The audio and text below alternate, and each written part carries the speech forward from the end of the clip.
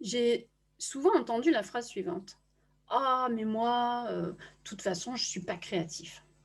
Alors si c'est ce que tu te dis aussi, eh bien, je peux t'affirmer que tu as une belle croyance.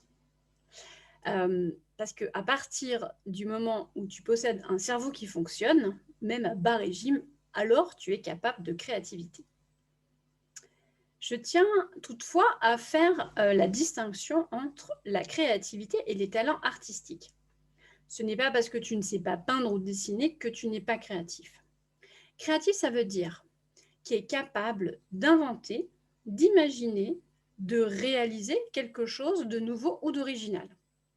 Et la créativité, c'est comme tout, ça s'entraîne, même s'il est vrai que certains l'ont plus développé que d'autres. J'ai eu envie de te partager des concordances, des corrélations pour t'aider, toi aussi, à développer ta capacité à faire des liens et développer ta créativité dans ton quotidien et dans ton activité. On a toujours dit de moi que j'étais quelqu'un de créatif. Et c'est vrai que du coup, cette croyance-là, hein, positive sur la créativité, m'a aidée à la développer aisément. Et d'autre part, je possède un talent essentiel qui soutient ma créativité, c'est celui de savoir faire des liens. Des liens avec des éléments qui, au premier abord, n'en ont aucun. C'est une prédisposition naturelle que je possède et que je continue chaque jour d'entraîner parce que, bah, tu le sais bien, comme n'importe quel sportif de haut niveau, qui a beau avoir des prédispositions naturelles hein, pour exceller dans son sport, s'il ne s'entraîne pas, eh ben, il reste moyen. Alors la créativité, ça sert à quoi? La créativité, ça sert à garder l'esprit ouvert, à trouver des solutions dans toutes sortes de situations du quotidien. Ça permet de savoir changer de regard sur un problème pour le transformer en une opportunité. Et bien entendu, ça sert aussi à créer des choses nouvelles. Alors parfois à partir de l'ancien et parfois à partir de toute autre chose. Il y a un exemple que j'aime beaucoup, hein, c'est l'exemple du projet de Jérôme Michaud-Larivière qui cherchait une solution pour amener un système éolien qui produirait de l'énergie en ville, parce que dans les villes, il y a une forte concentration de la population.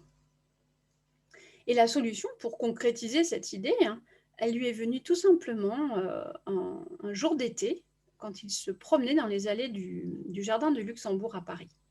Alors c'était l'été, il faisait très chaud et il n'y avait pas de vent. Et pourtant, il s'est rendu compte, il a observé que les feuilles sur les arbres, elles continuaient de vibrer même quand il n'y avait pas de vent. Et ça lui a donné l'idée hein, de créer. En fait, il s'est dit comment est-ce que je vais pouvoir créer un moyen pour faire la même chose, tu vois. Et donc, de recueillir en fait l'énergie qui est produite par ce mouvement des feuilles, comme ça, sur les arbres. Il a inventé l'arbre à vent. Tu vois, la créativité, c'est super important. C'est une qualité qui est indispensable pour l'évolution. Alors, c'est pour cette raison que j'ai eu envie de créer LMC, la Minute Concordance. Alors, qu'est-ce que c'est la Minute Concordance? C'est une minute pour définir le point commun ou les points communs entre deux choses qui semblent sans lien au premier coup d'œil. Récemment, j'ai réalisé que mes deux casquettes, celle de graphiste et celle de coach, avaient plus de points communs que je l'avais imaginé. Je les savais complémentaires, mais j'ai vraiment constaté qu'elles avaient des processus à certains endroits qui étaient très proches. Et puis, il y a une autre raison aussi à ce partage, c'est que j'ai régulièrement des clientes qui se sentent appelées à faire des choses diverses et qui finissent par me dire être qualifiées de touche-à-tout par leur entourage. Mais tu vois, de touche-à-tout sur le côté péjoratif. Par exemple, elles se sont formées à des métiers ou des activités qui n'ont aucun lien et finalement, elles finissent par se décourager de ne pas trouver le dénominateur commun. Elles se sentent un peu obligées de choisir entre l'une ou l'autre de leur activité et ça leur déchire le cœur. Ma force, elle réside vraiment dans ma capacité à faire des liens. Et du coup, je les accompagne pour les aider à réunir et à harmoniser en un tout cohérent et digeste pour leurs prospects et clients. J'aime bien parler de Sylvie, qui est venue à moi en me disant Voilà, je suis coiffeuse, énergéticienne et décoratrice feng shui. Je ne sais pas du tout comment me présenter quand les gens me demandent ce que je fais.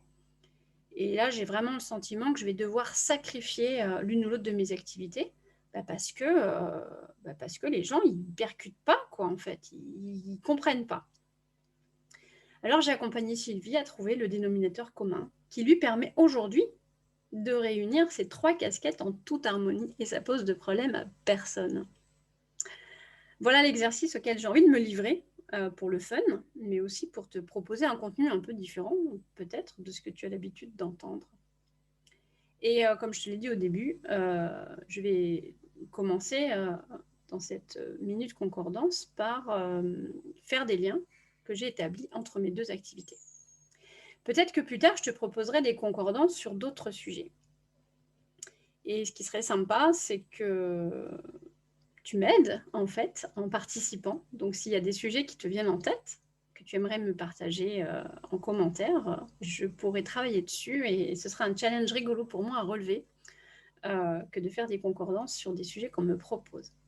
En attendant, je te remercie pour ton écoute. Je t'invite à liker et à partager si tu as apprécié. Et je te dis à très vite pour la première concordance.